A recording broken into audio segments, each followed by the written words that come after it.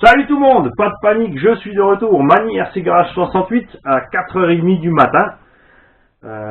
Encore trop de café comme d'habitude. Pour la mise à jour de la panne de mon Thunder Tiger Karoq MTA4 G5. Je pensais sur le terrain en fait que l'entredent avait bougé, et ce qui causait donc ce drôle de bruit. Mais en fait ce n'est pas l'entredent qui a bougé, c'est la couronne principale du slipper qui a perdu une dent. La couronne étant en Delrin, donc en espèce de plastique relativement solide, mais pas plus que ça non plus, a perdu une dent suite à l'atterrissage sur les 4 roues avec encore un tout petit filet de gaz. Le slipper n'a pas encaissé. Personnellement, je trouve qu'il était bien réglé puisque j'avais un léger glissement à l'accélération sur le goudron. Mais suite à cette panne, on peut dire que ce n'était pas suffisamment desserré. J'espère que ce n'est pas dû au matériel Thunder Tiger qui est trop fragile et que cela ne va pas se reproduire, parce que pour changer cette couronne de slipper, les gars, c'est la merde. Voici ce qui reste de votre engin pour aller changer votre couronne de de slipper. Il faut démonter tout le panier central, donc à peu près une quinzaine ou une vingtaine de vis. Alors on va mettre ça de côté. Quand vous avez ceci en main, vous ne pourrez pas sortir l'ensemble de palier central avec le moteur. Il faut séparer le moteur du palier central pour réussir à sortir le palier central par le dessous, le moteur par le dessus. Pour sortir le moteur, c'est par exemple, si vous voulez changer votre rapport de transmission ou le pignon, sur place monté dans le véhicule, ça ne sera tout simplement pas possible avec ce système. Ils ont mis une vis à droite, à gauche, sur un patin central sur lequel est monté le moteur, et une vis de réglage, ce qui est super bien puisque ça évite à ce patin de bouger, et un réglage extrêmement précis de l'entredent.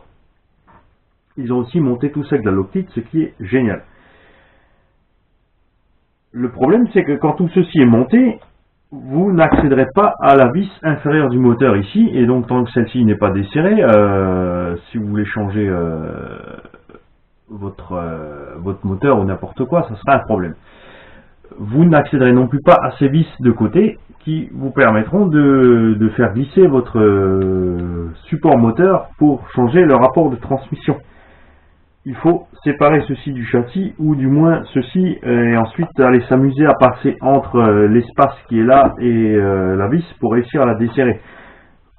Même quand tout ceci est démonté, comme vous devez accéder à la vis inférieure ici du moteur, il vous faudra passer en fait comme ceci. C'est-à-dire soit vous enlevez entièrement ceci, soit vous passez juste entre, et vous pourrez aller desserrer cette vis, ensuite enlever le moteur. Et pour ensuite enlever le slipper, la couronne ne se remplacera pas par devant. Là aussi, il faudra enlever la noix arrière qui est fixée à la loctite rouge, enlever le nil stop qui par contre est en 10 mm, ce qui est cool, la rondelle, le ressort, et attention, il y a encore une rondelle avant le roulement. Ensuite, il y a une bague, et encore 2 rondelles, et encore une bague. Faites donc bien attention au Big Mac que nous a préparé Thunder Tiger ici. Pour remplacer la couronne, il faudra juste démonter les 4 vis ici. Par contre, ça c'est relativement simple une fois que vous avez fait tout le reste de l'opération. Moi personnellement, j'aurais aimé monter un slipper en lieu et place de un différentiel central en lieu et place de ceci.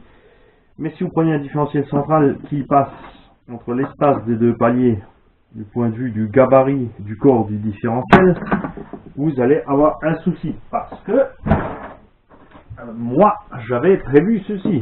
Effectivement, j'ai trouvé un différentiel qui rentre avec suffisamment de dents. Cette couronne a quand même 57 dents. Trouver des diffs actuellement avec autant de dents n'est plus très possible, puisque c'était le cas sur beaucoup de thermiques avant d'avoir énormément de dents. Avec le brushless, il y a de loin plus autant de dents, même sur les truggy. On a du 50 par exemple ici, un différentiel Arma qui lui rentrerait parfaitement du point de vue de la taille. Je vais tester aussi parfaitement aussi au niveau des noix de cardan. Le souci est ici. Ce slipper est super méga long. Dans bon sens, j'aurais mieux. Voilà le souci. Mais je n'abandonne pas parce que je vais tout simplement voir s'il y a un moyen d'adapter des noix de sortie de diff plus longues d'une autre marque ou de trouver autre chose éventuellement. Parce que j'aimerais vraiment bien mettre un différentiel central dans cet engin. S'il n'existe pas de couronne en métallique, peut-être qu'il en existe option pour le MTA ou le MTA. Il faudrait que je regarde de plus près ceci pour pallier à ce problème, parce que ça m'embêterait quand même de devoir, chaque fois que je veux faire quelques sauts, desserrer le slipper et accélérer en douceur pour ne pas aller endommager ceci. Évidemment, je préfère casser une petite couronne comme ça que mon diff arrière ou avant.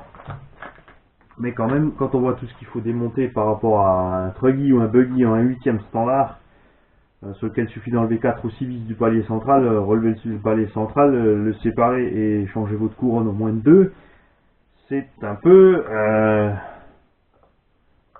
je dirais, un poil du cul qu'on arrache.